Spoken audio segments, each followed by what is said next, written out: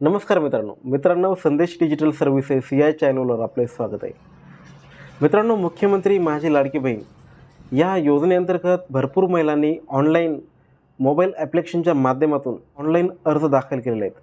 परंतु मित्रांनो, काही महिलांचे अर्ज हे मंजूर झाले आहेत, तर काही महिलांचे अर्ज हे रिजेक्ट झालेले आहेत। तर मित्रांनो, हे अर्ज रिजेक्ट का झाले याचे आपण काही कारणे हे जाणून घेणार आहोत। तर मित्रांनो, ही एक यादी बनवलेली आहे, यामध्ये रिजेक्ट होण्याची कारणं टाईप केलेले आहेत। तर हे जे कारणं आहेत मी तुम्हाला याच व्हिडिओच्या माध्यमातून सांगणार आहे। तर पहिलं कारण असं आहे की काही महिलांचे हे जॉईंट खाते आहेत, तर महिलांनी स्वतःचे वैयक्तिक खाते न देता हे जॉईंट खाते दिलेले आहे, त्यामुळे तुमचा फॉर्म हा रिजेक्ट होण्याची शक्यता असते। त्यानंतर दुसरं कारण असं आहे, जे तुम्ही हमीपत्र फॉर्ममध्ये हे अपलोड केलेले आहेत, त्या हमीपत्रावर तुम्ही सदर बॉक्सवर चेक बॉक्सवर टिकमार न करता तुम्ही तसेच अपलोड केलेले आहेत, किंवा काही हमीपत्रावर खाडाखोडसुद्धा झालेले आहे, त्या कारणानेसुद्धा तुमचा हा फॉर्म रिजेक्ट झालेला आहे। त्यानंतर मित्रांनो, तिसरं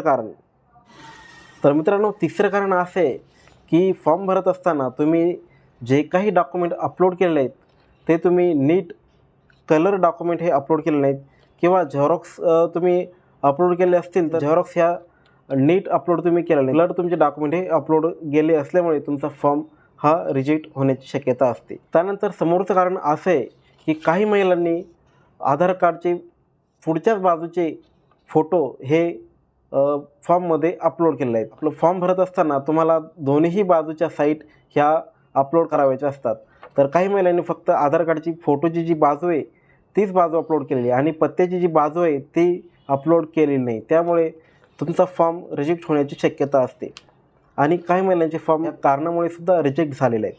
त्यानंतर समोरचं कारण असं आहे, काही महिलांकडे जे अधिवास प्रमाणपत्र अपलोड करायचे आहे, तर काही महिलांकडे शाळा सोडल्यास दाखला नाही, डोमिसाईल नाही किंवा जन्म दाखला नाही, अशा महिलांना 15 वर्षापूर्वीचे रेशन कार्ड किंवा मतदान कार्ड हे अपलोड करायचे आहे।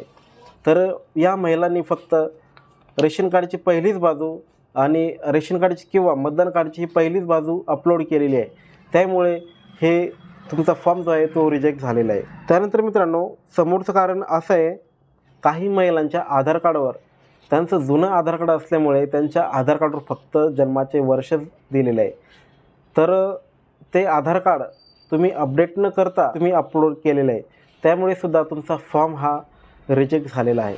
तर मित्रांनो, अशी ही कारणं होती तुमचा फॉर्म रिजेक्ट होण्याची।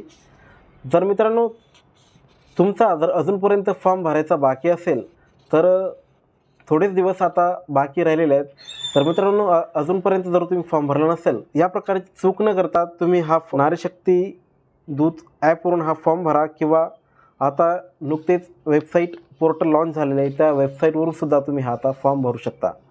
तर मित्रांनो, ही अशी माहिती होती। व्हिडिओ आवडला असेल तर आपल्या चॅनलला सबस्क्राईब करा, व्हिडिओला लाईक करा आणि व्हिडिओ शेअर करायला विसरू नका। धन्यवाद।